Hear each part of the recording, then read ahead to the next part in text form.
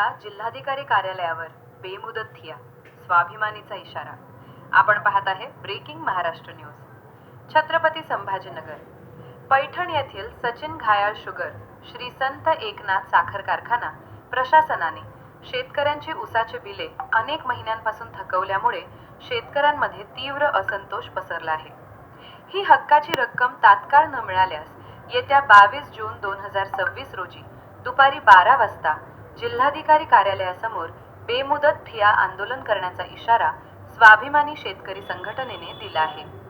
या संदर्भात जिल्हाध्यक्ष ज्ञानदेव माऊली मुळे यांनी जिल्हाधिकाऱ्यांना पैठण येथील तहसीलदार ज्योती पवार यांच्याकडे आज जिल्हाधिकाऱ्यांना मागण्यांचे निवेदन सादर केले। मागण्या आणि इशारा देण्यात आला की संचालकांची मालमत्ता जप्त करा व कारखान्याच्या मालमत्तेतून देणी भागली नाहीत तर चेअरमन आणि संचालक मंडळाची वैयक्तिक मालमत्ता जप्त करून शेतकऱ्यांचे पैसे द्यावेत। 8 दिवसांचा अल्टिमेटम देण्यात आला। प्रशासनाला कारवाईसाठी 8 दिवसांचा वेळ असून निर्णय न झाल्यास बेमुदत ठिय्या सुरू होईल। तीव्र आंदोलनाचा इशारा देण्यात आला। न्याय न मिळाल्यास जिल्हाधिकारी कार्यालयात घुसून भगतसिंग यांच्या मार्गाने आंदोलन करू। कायदा सुव्यवस्थेच्या बिघाराला प्रशासन जबाबदार राहील, असा इशारा ज्ञानदेव मुळे यांनी दिला आहे। उपस्थित शेतकरी नेते व बांधव निवेदन देताना पवन पाटील शिसोदे, संतोष पाटील तांबे, सुभाष पाटील नवथर, विष्णू बोडखे, दिलीप नरके, भाऊ पाटील नरके, अक्षय खापरे, एकनाथ पाटील दसपुते, अनिल आवटे यांच्यासह मोठ्या संख्येने शेतकरी बांधव उपस्थित होते। आपण पाहत आहे ब्रेकिंग महाराष्ट्र न्यूज। आज संत एकनाथ सहकारी साखर कारखाना सचिन घायाळ शुगर लिमिटेड यांनी कारखाना चालवायला घेतल्यापासून जी कारखान्याची फरफट व शेतकऱ्यांची फरफट होत आहे, खऱ्या अर्थानं प्रत्येक वर्षी कारखानदाराशी वाद करूनच शेतकऱ्यांचे पैसे मिळवावे लागतात।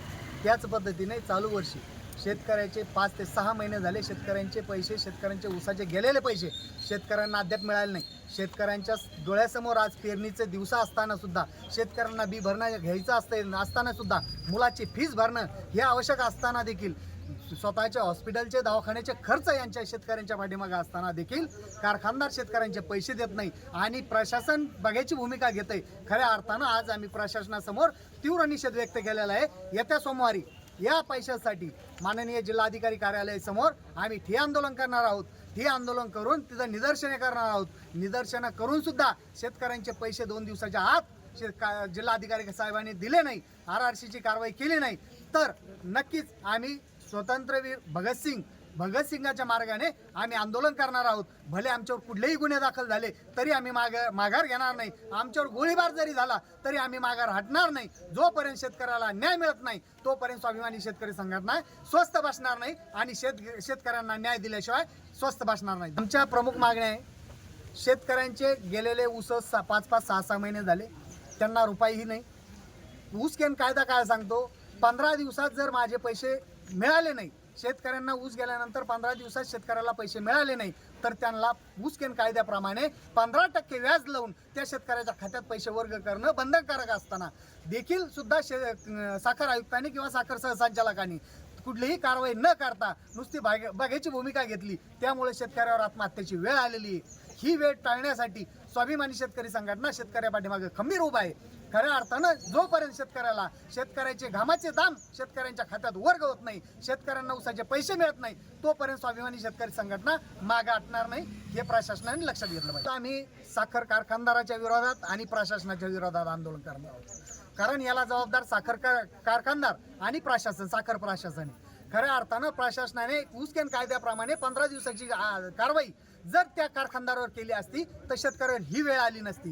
कारण 15 दिवसात जर पैसे दिले नाही म्हणून 16व्या 17व्या दिवशी ते RRCची कारवाई त्या कारखान्यावर झाली असती तर ही शेतकऱ्यावर वेळ आली नसती। म्हणून आम्ही प्रशासनाच्या मागे लागणार आहोत, प्रशासनाच्या दारात आंदोलन करणार आहोत आणि प्रशासनाला हे सांगणार आहे, ही झालेली तुमची चूक दुरुस्त करा। नसता स्वाभिमानी शेतकरी संघटना एकाही प्रशासनाला एकाही अधिकाऱ्याला त्यांच्या खुर्चीवर बसून देणार नाही। हा स्वाभिमानीचा त्यांना इशारा आहे। आणि जोपर्यंत कारखाने ठीक आहे, कारखान्यामध्ये ज्या कारखानदारांनी कारखाना चालवायला घेतला, संत एकनाथच्या प्रॉपर्टीला कुठलाही धक्का न लावता ज्या कारखानदारांनी कारखाना चालवायला घेतला त्या कारखान्याची संपत्ती जप्त करा, त्या कारखान्याच्या जप्तीतून शेतकऱ्यांचे पैसे वर्ग करा आणि त्यांच्या मालमत्तेतून जर पैसे पुरले नाहीत शेतकऱ्यांचे पैसे देण्यासाठी, विविध कामगारांचे पैसे देण्यासाठी, तर संबंधित त्या कारखान्याचे संचालक असतील, चेअरमन असतील, त्यांच्या प्रॉपर्ट्या जप्त करा आणि या शेतकऱ्यांचे पैसे शेतकऱ्यांच्या खात्यात वर्ग करा, नसता तुमची पळताभुई थोडी. वेळोवेळी प्रशासनाला आम्ही वेळ देत आलो. 3 आंदोलनं झाले, त्याच्या अगोदर आम्ही 4 ते 5 निवेदनं दिले. यांनी कुठलीही ठोस अशी भूमिका घेतली नाही. माननीय साखर आयुक्त मागं 8 दिवसापूर्वी आंदोलन झालं, त्या आंदोलनामध्ये साखर आयुक्तांनी RRCचा कारवाई केली, परंतु खाली कलेक्टर महोदयांनी RRCची अंमलबजावणी केली नाही. ऑडिटरनी रिपोर्ट त्यांच्याकडे पाठवलाय, कारखान्यात काय काय शिल्लक आहे हे सुद्धा ऑडिटरनी त्यांच्याकडे पाठवलंय, परंतु तात्काळ त्याची अंमलबजावणी होणं गरजेचं होतं, परंतु RRCची अंमलबजावणी कलेक्टर महोदयांनी केली नाही.